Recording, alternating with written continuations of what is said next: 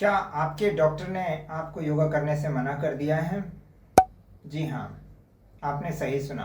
दरअसल कई परिस्थितियाँ ऐसी आती हैं कि हमारे जो डॉक्टर्स हैं वो मना कर देते हैं कि आपने योगा नहीं करना है। वैसे तो हर तकलीफ में, हर दुख में, हर समस्या में, हर जगह आज योग के लिए कहा जाता है। डॉक्टर खुद एडवाइस करते हैं कि आप योगा करें, और उससे क्या होता है कि आपकी जो भी समस्या है वो जल्दी ठीक हो जाती है। परंतु कई बार ऐसी स्थितियां आ जाती हैं। डॉक्टर्स गलत नहीं हैं, वो आपको जो उन्होंने मना किया है कि आप योगा ना करें, वो बिल्कुल सही किया है कि आप योगा ना करें। दरअसल उनकी गलती इसमें है नहीं। देखिए, उनका जो विषय रहा है, उन्होंने एमबीबीएस, एमडी, सर्जरी, कोई स्पेशलिस्ट, स्पेशलाइजेशन, है ना, यानी कि जो उनका विषय रहा है उन्होंने उसकी शिक्षा प्राप्त की है। और जो योगा के विषय में वो जानते हैं तो वो इंटरनेट के माध्यम से, यहाँ से वहाँ से, न्यूज़पेपर, अड़ोसी पड़ोसी, या जहाँ से भी जो भी उनके सोर्सेज रहे हों, तो वो योग के बारे में उतनी जानकारी नहीं रखते हैं जितनी कि मैं रखता हूँ। मेरा परिचय, मैं योगाचार्य जितेंद्र सिंह, मास्टर्स इन योग, उसके अलावा बैचलर डिग्री, डिप्लोमा, सर्टिफिकेट, बहुत कुछ योग विषय में मैंने किया हुआ है। तो मैं ये कह सकता हूँ कि मैं उसी तरीके से अपने विषय को बहुत अच्छी तरीके से जानता हूँ जैसे एक डॉक्टर एमबीबीएस करता है। दरअसल होता क्या है कि आज के समय में नौसिखिए बहुत हैं। एक एक महीने में सरकार द्वारा प्रायोजित कार्यक्रम में, एक महीने में कई ऐसे होते हैं जो पार्क में ही योगा सीख लेते हैं, नवयुवक बच्चे वगैरह, और वो योगा टीचर बन जाते हैं। सरकार भी एक महीने का प्रोग्राम चलाती है, एक महीने बाद वो एज ए योगा टीचर काम करने लग जाते हैं। बताइए, एक महीने में कोई क्या सीखेगा? और वो आएगा, आपको क्या कराएगा? कुछ ताड़ासन करा देगा, कुछ सूर्य नमस्कार करा देगा, कुछ इंजन दौड़ करवा देगा। क्योंकि उसने बेचारे ने एक महीने में क्या सीख सकता है? एक महीने में पीएचडी तो नहीं हो सकता ना। तो ऐसे लोगों से बचाने के लिए, क्योंकि वो आपको सिर्फ क्या देगा? हानि ही देगा। कहावत है, देखा देखी सौदो जोग, छीछे काया बढ़ा रोग। यानी कि योग हमेशा ही हर स्थिति में फायदेमंद नहीं होता है। इसलिए जो आपका वेल विशर है, आपका हितैषी, जो आपका डॉक्टर है, वो सीधे एक लाइन में बोल देता है, बिकॉज ही डोंट नो कि आपका योगा टीचर कौन है। उसको नहीं पता कि आप एक वेल क्वालिफाइड योगा टीचर से सीख रहे हैं या आप किसी नौसिखिए से, किसी 1 महीने, 2 महीने, 6 महीने वाले से सीख रहे हैं। तो उसने जो एक लाइन में स्ट्रेट फॉरवर्ड मना कर दिया, दैट इज करेक्ट। क्यों?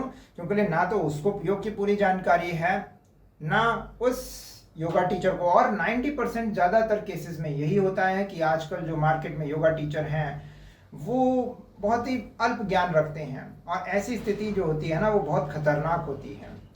सो बेसिकली है क्या कि आज सूर्य नमस्कार, कुछ एक्सरसाइज, कुछ आसन, कुछ शरीर को तोड़ना मरोड़ना, है ना, आपने भी देखा होगा हर जगह, यूट्यूब पर, यहाँ वहाँ, योग दिवस पे इत्यादि आपने भी देखा होगा। ये सब सिर्फ आसन है, यानी कि शरीर द्वारा जो हम कर रहे होते हैं, क्रियाएं कर रहे होते हैं, जैसे ताड़ासन, त्रियक ताड़ासन, है ना, कोई वृक्षासन कर लेता है। यानी कहने का मतलब यह है कि दीज आर कॉल्ड आसन।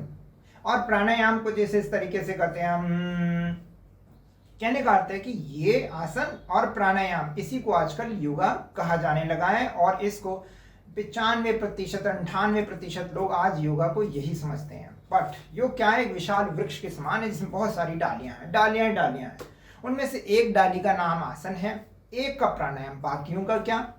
क्या बाकी जो डाली हैं पेड़ की वो यूजलेस हैं? नहीं, उनका भी उतना ही महत्व है। तो ऐसा ही समझ लें, जैसे यम, जैसे चोरी नहीं करेंगे आप झूठ नहीं बोलेंगे, आप हिंसा नहीं करेंगे। अब हिंसा करेंगे तो क्या होगा? एड्रेनलिन रिसाव होगा आपके शरीर में, मस्तिष्क सिकुड़ जाएगा, है ना, आपकी जो मेटाबॉलिक रेट है वो डिस्टर्ब हो जाएगा, आपका डिजेशन खराब हो जाएगा, गैस बनेगी, यानी आप हिंसा करते हैं। तो हिंसा ना करें, उससे क्या होगा? आपका डिजेशन अच्छा रहेगा, आपका स्वास्थ्य अच्छा रहेगा।